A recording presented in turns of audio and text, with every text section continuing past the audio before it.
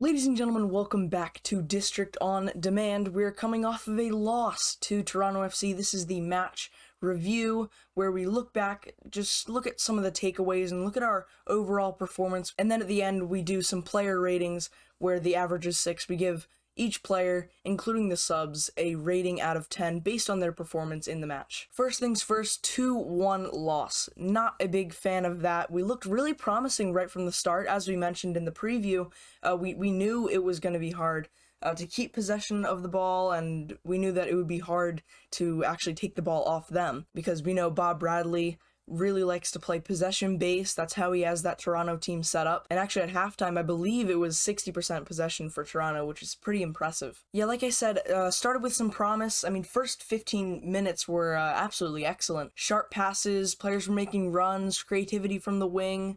Crosses were accurate. Obviously, that's how we scored. I think I really trust the final ball and really the overall play of Nigel Roberta on the wing, much more than I do for Griffin Yao or Moses Nyman, even Edison Flores. I just like the look of Nigel Roberta better, and that was something that we were really looking at to see, could we improve in that area and perfecting our final ball like Hernan Losada said that he wanted to. And I think when we had Roberta there, we immediately saw much more crosses going into the box, much more crosses, much more service to our number 9. Again, something that we wanted to see. Obviously, Canals got his first start back into the lineup after being injured, and he made a big impact in controlling the game in the midfield, especially in the first half, not just by scoring, but by bringing a sense of sort of relaxation and calmness to the midfield, and obviously had a great goal. On the flip side though, second half, everything felt off. Poor crosses, didn't pick up the runners, and that's 4 times now in the last 2 games where we've conceded from crosses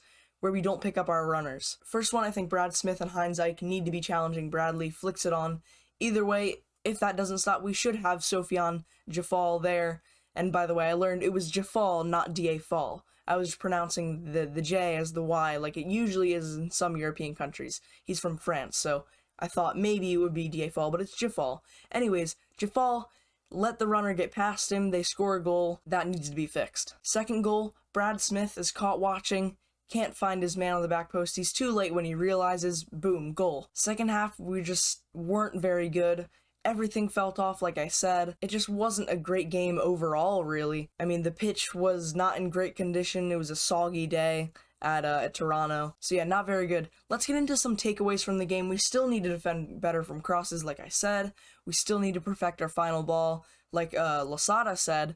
And Nigel Roberta is probably our best option on the wing, in my opinion. And I think we need subs that will actually come in and change the way that the game is played. Because I think in the last couple of games, we've seen subs come on that are sort of like-for-like changes, doesn't really change the flow of the game, doesn't make a huge impact, and I think we need more players that will make a big impact when they come in. And the last thing I'll say is that we need to be a little bit more clinical in the final third, which will, again, go back to the perfecting the final balls thing. Just not a great way to go into the international break. Speaking of international break, I'm thinking about doing some watch-alongs for the United States national team. If you would like to see that, then comment down below. I don't think that we have any DC United players in that squad for the qualifiers, but it's going to be a crucial qualifying period for the United States, and it's going to be really, really interesting. I'm excited to watch it. Now it is time to get into some of the player ratings. This will be a rating out of 10. There's no half points or decimals or anything like that. The average is 6.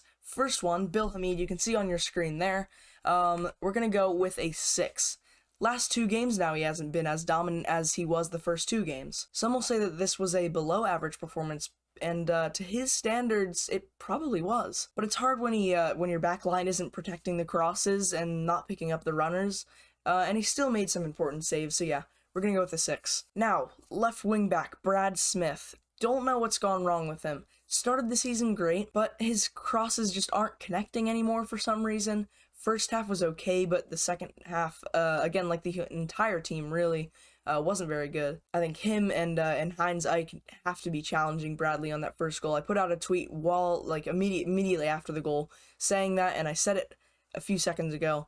He needs to be at least challenging that. And therefore, we will go with a 6 out of 10 for Brad Smith, an average. Next up, we have Steven Bernbaum, and we're going to go with a 7 out of 10 on this one. He was thrown up at striker, actually, at the end of the game in a 4-2-4 sort of formation, in which he tried his best. He won aerial duels like usual, didn't make any big mistakes. Solid performance from Bernbaum. And now Brendan Hines-Ike, like I said, has to at least give Bradley a challenge there on the goal, but it's not entirely his fault. Jafal does need to be tracking that runner coming in from the midfield.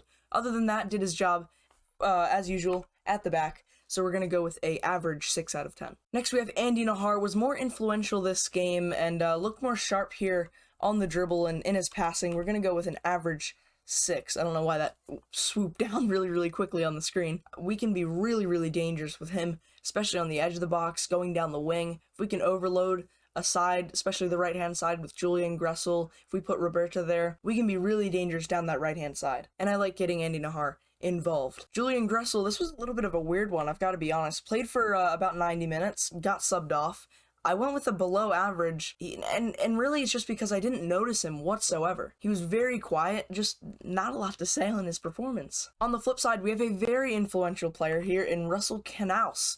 Coming back from his injury, scored our goal with a great headed finish. Like I said earlier, brought control to the midfield, showed that he should be right back into that lineup after his injury, and I really like the look of Knaus, and I think he's going to go very well along with this guy right here, Sofian Jafal. I've gone with a 7 out of 10. He does not play like a rookie. Shoved players off the ball multiple times, calm, collected, confident in what was a pretty crowded midfield, which I mentioned when he came on as a sub in the very first match of the season against Charlotte. He came on for about 15 minutes. Noticed that he was very confident, very strong on the ball, very calm, collected, very technical and quite physical. Kept the ball very well, and I like the look of that midfield partnership. Next up, we have left wing slash forward, really. Looked like he was sometimes playing center forward.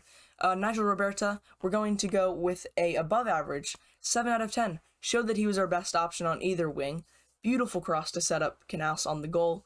Very good dribbler, has good crosses, and I just overall really like the look of him. 24 years of age, looks pretty exciting. And in my opinion, Russell Knaus gets man of the match for his control in the midfield and his goal. But I think second place, very close, was Roberta. Next up, we have Edison Flores. We're going to go with a 7 out of 10, actually. I believe it's his first above-average performance rating that we've given him. He was actually a lot more involved than Roberta, but I think Roberta did more when he had it, in my opinion. But I think he should be starting on the opposite flank of Roberta. Next up, we have center forward Ola Kimara. We've gone with a 6 out of 10. He was decent, didn't do anything special. Could be dropped for Estrada against Atlanta after the international break, but I think he is the overall better option as of now at striker, but we didn't really have an option this game anyways to start one or the other. Moving on to the subs, we only made 3 this game. First off, we have 2 wingers, Griffin and Pietro, who was making his debut for DC United, came in from Loudoun United, and in fact, that picture is with him in a Loudoun United kit. We'll start with Griffin, came on in the 62nd minute.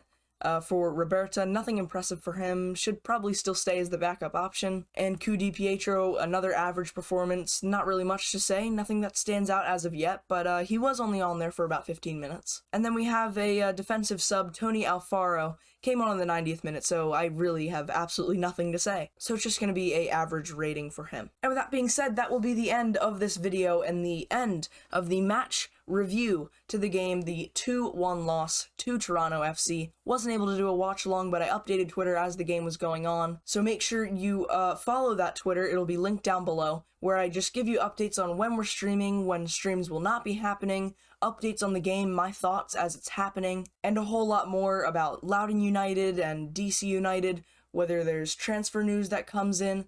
Who knows what could be happening. So follow me on Twitter down below, and I will see you probably for a watch along with the US men's national team, so that'll be fun. I will see you then. Let's fly.